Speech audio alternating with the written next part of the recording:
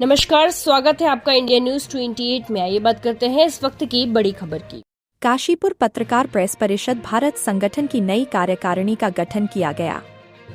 उत्तराखंड के उधम सिंह नगर के काशीपुर मुरादाबाद रोड स्थित मंडी गेस्ट हाउस में पत्रकार प्रेस परिषद भारत संगठन की काशीपुर इकाई का विस्तार करते हुए नई कार्यकारिणी का गठन किया गया। इस दौरान संगठन को मजबूत करने और पत्रकारों के हितों की रक्षा को लेकर विस्तार पर विशेष जोर दिया गया। इसी क्रम में नवगठित कार्यकारिणी में पुनीत कुमार शर्मा को काशीपुर नगर अध्यक्ष नियुक्त किया गया है, जबकि पैट्रिक चरण बाबा को वरिष्ठ उपाध्यक्ष की जिम्मेदारी सौंपी गई है। मनोज पंत को कोषाध्यक्ष, प्रकाश पुंज को महासचिव, जगदीश प्रकाश को उपाध्यक्ष बनाया गया है। कार्यकारिणी में राहुल सिंह चौहान को सचिव, बलविंदर साहनी को संगठन मंत्री, हरीश चंद्र शर्मा को उप सचिव, योगेश कश्यप को संगठन एवं सूचना मंत्री नियुक्त किया गया है। वहीं बकुल डोनाल्ड को मीडिया प्रभारी की जिम्मेदारी दी गई है। इसके अतिरिक्त मनीष कुमार, विजेंद्र कुमार, रवि साहनी को भी क्रमशः उपाध्यक्ष एवं संगठन मंत्री जैसे महत्वपूर्ण पदों पर मनोनीत किया गया है।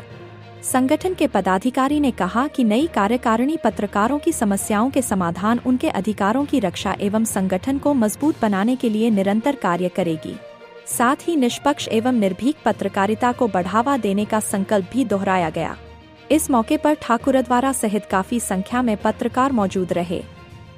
काशीपुर संवाददाता पैट्रिक चरण बाबा की रिपोर्ट। सर, आज यहाँ पे मंडी गेस्ट हाउस में एक मीटिंग का आयोजन किया गया है भारत पत्रकार प्रेस परिषद भारत की। क्या रहा प्रोग्राम में और किस तरीके से जो है नई कार्यकारिणी का गठन किया गया? देखिए, आज मंडी गेस्ट हाउस में पत्रकार प्रेस परिषद भारत के पत्रकारों की एक मीटिंग थी, जिसमें प्रदेश अध्यक्ष अजय सक्सेना जी ने भी प्रतिभाग किया और विशिष्ट अतिथि के रूप में देश रतन चौहान, जो कि ठाकुरद्वारा के नगर अध्यक्ष, वो भी हमारे साथ रहे, उन्होंने समय दिया। आज की जो मीटिंग का उद्देश्य था, वो जो हमारे सदस्य हैं जो पत्रकार प्रेस परिषद भारत से जुड़े हैं, उनको दायित्व देने का उद्देश्य था, यानी कि हमारे संगठन की जो काशीपुर नगर इकाई है उसके गठन का और उसको विस्तार देने का प्रोग्राम था। तो उसमें कई सारे पत्रकार साथियों ने हमारे प्रतिभाग किया और उनको दायित्व दिया गया है और सभी ने ये विश्वास दिलाया है कि वो संगठन की मजबूती और पत्रकार हितों के लिए काम करेंगे। सर, भविष्य में संगठन को लेकर क्या प्लानिंग क्या है? देखिए, भविष्य में सबसे बड़ा तो किसी भी संगठन का एक ही उद्देश्य होना चाहिए कि संगठन कोई मूर्त रूप नहीं होता, कोई व्यक्ति विशेष का नाम नहीं होता, किसी फोटो का नाम नहीं होता। संगठन का मतलब होता है सभी लोगों की सहभागिता से जो होता है वो संगठन होता है।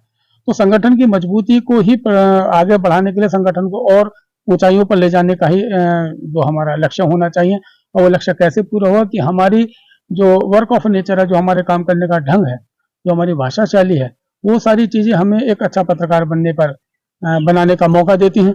तो मैं सभी पत्रकार साथियों से कहता हूँ कि भाई वो अपने मजबूती से अपने प्रेजेंटेशन फील्ड में दें, अधिकारियों से मिलें और सच्ची घटनाओं पर अपनी खबरें प्रकाशित करें।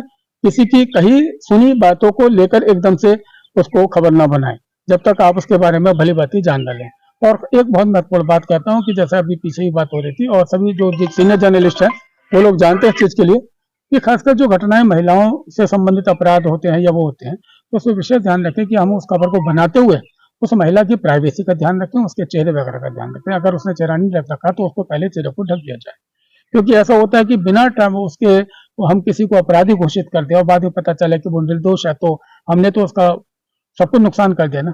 तो इन सारी चीजों का ध्यान रखते हुए अपने खबरों को बनाएं और दोनों पक्षों को सुनने के बाद ही अपने खबर को बनाएं। अपने अध्यक्ष पद मनोनीत होने के बाद आप अपने साथी पत्रकारों को क्या संदेश दे जाना चाहेंगे? क्या आपकी गाइडलाइन रहेगी? देखिए, संदेश तो खैर क्या, काफी सीनियर लोग भी हैं मेरे साथ, जैसे कि अभी मेरे साथ खड़े हैं भाई साहब सानी जी, काफी सीनियर जर्नलिस्ट हैं, सब लोग इनको जानते हैं। और अभी हालांकि थोड़ा सा लेट आए और उपाध्यक्ष का पद हमारे संगठन की तरफ से भाई साहब को दिया गया है। तो कहने का मतलब यह है कि देखिए, कोई भी व्यक्ति अपने आप में कंप्लीट नहीं होता, हर दिन उसको सीखने को मिलता है और किसी भी पत्रकार साथी से अगर उसे कुछ सीखने को मिलता है वो सीखना चाहिए। सबसे बड़ी बात यह है कि आप अपने दिल से बिल्कुल भी हीन भावना ना रखें कि कोई कितना बड़ा अधिकारी है, कितना बड़ा सांसद है, कितना बड़ा नेता है। आप चौथे स्तंभ हैं, आप अपनी बात को मजबूती से रखें, अपने सवालों को काउंटर सवाल ज्यादा करें, किसी को चापलूसी भरे सवाल ना करें, किसी को खुश करने के लिए पत्रकारिता ना करें। आप घटना को, सत्यता को जांचने के लिए, चाहे वो उस व्यक्ति को कितना ही सवाल चुभे, लेकिन आपको अपनी बात रखनी चाहिए। अभी आपने एक बात कही सर कि जो जैसे कि एक पक्ष से जो खबर चल रही है, लोग जो है जो कुछ पत्रकार जो है सिर्फ एक पक्ष को सुन करके खबरें चला देते हैं। इस विषय में कुछ जो है अगर आप प्रकाश डालें तो मैं कुछ जानना चाहूँगा। देखिए, एक पक्ष खबर कभी भी जो है खबर नहीं कहलाती है, वो तो केवल आप एक तरीके से किसी को प्रेजेंटेशन दे रहे हैं, ठीक है ना। दो पक्षीय खबर की बात होती है। अगर आपने किसी, मान लीजिए मुझ पे किसी ने इल्जाम लगा दिया या देश रतन जी पे या किसी को लगा दिया और हमने बिना सोचे समझे उनके खबर लगाई, तो भाई हमें उसे तो पक्ष जाना चाहिए कि भाई आपके ऊपर ये इल्जाम लगा है तो आपका क्या कहना है। बिना उसका पक्ष जाने हम खबर चला दे, वो खबर खबर में नहीं आती है और ये पत्रकारिता के उद्देश्यों को पूर्ण नहीं करती।